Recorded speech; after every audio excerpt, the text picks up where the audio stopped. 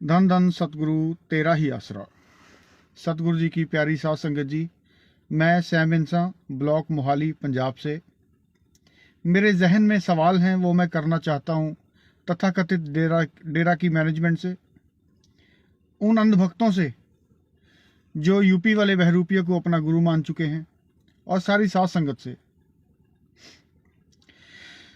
पूज्य हजूर पिताजी से जब भी कोई सत्संग के अंदर एक सच्चे संत की पहचान पूछा करता था, आप याद कीजिए 2017 से लेके उससे पहले के जितने भी सत्संग हैं, आमतौर पे पूज्य गुरु जी से ये सवाल पूछा जाता था कि एक सच्चे संत की पहचान क्या है। तो पूज्य गुरु जी उसके ऊपर यही जवाब देते थे कि सच्चे संत की सबसे बड़ी पहचान होती है उसका स्वभाव, उसकी नेचर। संत दयालु स्वभाव के होते हैं, बाय नेचर वो रहमदिल होते हैं, वो सबका भला करते हैं, मांगते हैं अल्लाह से, उस परमात्मा से दुआ करके सबके कर्म उठाते हैं, और कोई कितना बड़ा भी पापी गुनाहगार क्यों ना आ जाए, उसको अपनी दया में रहमत से वो माफ़ कर देते हैं। अगर उसके बहुत भारी कर्म हैं तो वो उस सतगुरु परमात्मा से अरदास करके उसके कर्मों को भुगतवा देते हैं, उसको माफ़ी दिलवा देते हैं। और पूज्य गुरु जी अपनी सत्संग में ये बात भी बोला करते थे, संत ना छोड़े संतई चाहे लाखों मिले या संत। के संत जो होते हैं, सच्चे संत जो होते हैं, वो कभी भी अपना रहमदिल स्वभाव, दया वाला अपना स्वभाव कभी चेंज नहीं करते, चाहे उनके सामने कोई भी बड़े से बड़ा राक्षस ही क्यों ना आ जाए। ये तो बात आप छोड़िए, यहाँ तक के पूज्य हजूर सच्चे पातशाह जी ने अपनी सत्संगों के अंदर, मजलिस के अंदर ऐसे हजारों नौजवानों को माफ़ी दी है जिन्होंने सोशल मीडिया के ऊपर पूज्य गुरु जी के खिलाफ बोला। तब तो पूज्य गुरु जी के ऊपर कोर्ट के अंदर आरोप सिद्ध भी नहीं हुए थे, उनको जेल भी नहीं हुई थी, तब भी पूज्य गुरु जी उनको माफ कर देते थे, जब कानून भी किसी को बोलने का हक नहीं देता था। ये भी छोड़िए, आपको याद होगा कि हनीप्रीत के एक्स हस्बैंड ने और उसके ससुर ने पूज्य गुरु जी के ऊपर कितने गंदे और कितने बुरे इल्ज़ाम लगाए थे। इतना बड़ा गुनाह उसने किया, उसको भी पूज्य गुरु जी ने माफ कर दिया। सारी साध संगत इस बात की गवाह है। आज तक 1990 से लेके आज तक, अगर मैं सिर्फ हजूर सच्चे पातशाह जी की बात करूं, 1990 से लेके आज तक या 2017 तक पूज्य गुरु जी के खिलाफ भौंकने वाले कुत्तों की कमी नहीं रही है, पूज्य गुरु जी की खिलाफत करने वाले लोगों की कमी नहीं रही है। पर पूज्य गुरु जी ने किसी के खिलाफ कोई एक्शन लेना तो बहुत दूर की बात है, कभी एक शब्द तक पूज्य गुरु जी ने नहीं बोला, एक शब्द। ये सच्चे संत की पहचान पूज्य गुरु जी बताते थे, जो कि पूज्य गुरु जी खुद एक सच्चे महान उच्च कोटि के पूर्ण संत हैं।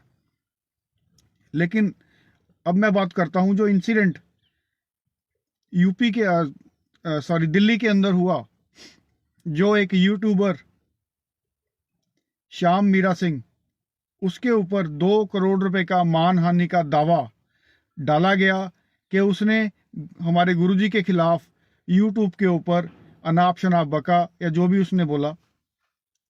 साध संगत जी, अंधभक्तों, क्या आपको लगता है, अगर आप वाकई ही अपने आप को गुरु के भक्त मानते हो, क्या आपको लगता है कि इस बात के लिए पूज्य गुरु जी किसी के ऊपर 2 करोड़ का मानहानि का दावा ठोकेंगे? क्या पूज्य गुरु जी ने 1990 से लेकर 2017 तक अपने खिलाफ बोलने वाले लोगों के खिलाफ एक भी शब्द बोला? एक्शन तो बहुत दूर की बात है, बहुत दूर की बात है। अगर नहीं बोला तो ये चीज साबित करती है कि अब श्याम मीरा सिंह के खिलाफ मानहानि का दावा डालने वाला जो यूपी के अंदर बैठा हुआ शख्स जो पैरोल पे आता है, वो हमारे पूज्य गुरु जी नहीं है, वो एक लालची इंसान है, जो लालची मैनेजमेंट के पीछे लग के 2 करोड़ रुपया ऐंठने की कोशिश कर रहा था, और उसने अपनी मुंह की खाई। लेकिन इसके अंदर नाम किसका बदनाम हुआ? हमारे गुरु का। हमारे गुरु का नाम बदनाम हुआ। जो लोग रूहानियत को समझते हैं वो क्या सोचते होंगे कि सच्चे संत तो कुछ भी हो जाए, अपना रहम दिल होने वाला स्वभाव जो है वो कभी भी चेंज नहीं करते, और ये तो 2 करोड़ का मानहानि का दावा ठोक दिया। यहीं से ये बात आपको गहन विचार करने की ज़रूरत है कि हमारी फेथ वर्सेस वर्डिक्ट की टीम जो शुरू से बोलती आ रही है कि यूपी के अंदर आने वाला शख्स बिल्कुल भी हमारे गुरुजी नहीं है, वो एक नकली बहरूपिया है। एक्चुअल में उसको पैरोल पे जेल से लाया ही नहीं जाता, वो बरनावा डेरे के अंदर ही बैठा होता है, उसको वहीं पे नकाब चढ़ा के उसकी ताजपोशी करके उसको तैयार कर दिया जाता है। ये बात गहनता से विचार करने के योग्य है। आप इस बात के ऊपर विचार जरूर करें कि ये जो मानहानि का दावा 2 करोड़ का, और उससे बड़ी बात मैं चलो बात करता हूं, डॉक्टर मोहित गुप्ता इंसान जी ने भी ये बात की, हमारी टीम के बहुत से लोग इस बात को उठा रहे हैं कि तब आपका गुरु प्रेम कहां था जब 2017 के बाद मीडिया ने हमारे गुरु की इज्जत की धज्जियां उड़ाई? तब आप लोग कहां थे? तब कहां थे जब खट्टा सिंह और तूर जैसे लोग मीडिया के ऊपर आके हमारे गुरु जी की खिलाफत करते थे? तब आपका गुरु प्रेम कहां था? तब आपके दिल में नहीं आया कि इनके ऊपर मानहानि का दावा ठोकना चाहिए? तब आपके मन में क्यों नहीं आया? क्या, चलो आज की बात करते हैं, वो टाइम तो निकल गया, आज की बात करते हैं। जो श्याम मीरा सिंह ने अपनी वीडियो के अंदर बोला, उसके वकील ने यह दलील दी कोर्ट के अंदर कि ये जो बोल रहा है ये तो ऑलरेडी एक अनुराग त्रिपाठी की बुक में से लिया गया है, और उस बुक के अंदर अनुराग त्रिपाठी ने ये बात लिखी है कि मैं जो बातें लिख रहा हूं ये मुझे खट्टा सिंह ने बताई हैं। तो जो केस करना बनता है वो तो खट्टा सिंह के ऊपर बनता है। क्या अब साथ संगत जी, ये सवाल आपसे है, क्या अब आप मैनेजमेंट के ऊपर इस बात का दबाव बनाएंगे कि खट्टा सिंह को कोर्ट में घसीटो?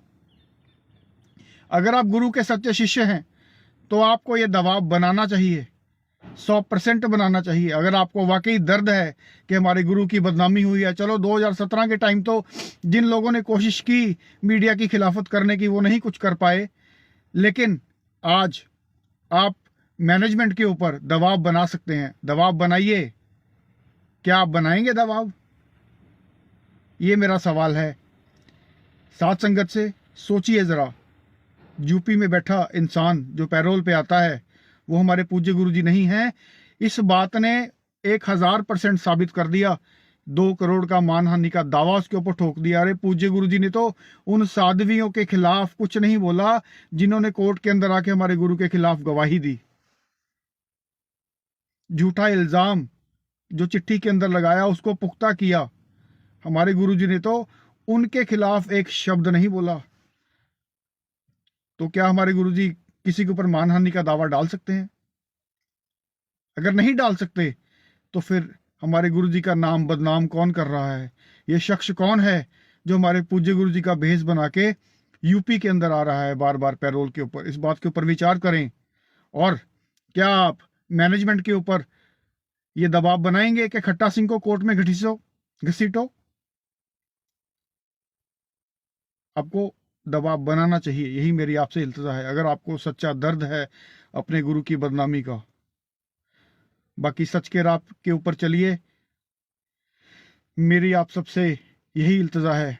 और पूज्य गुरु जी के चरणों में अरदास करता हूं कि जल्द से जल्द इन साजिशों का पर्दाफाश हो और जल्द से जल्द हमारे बीच में वापिस आए। धन धन सतगुरु, तेरा ही आसरा।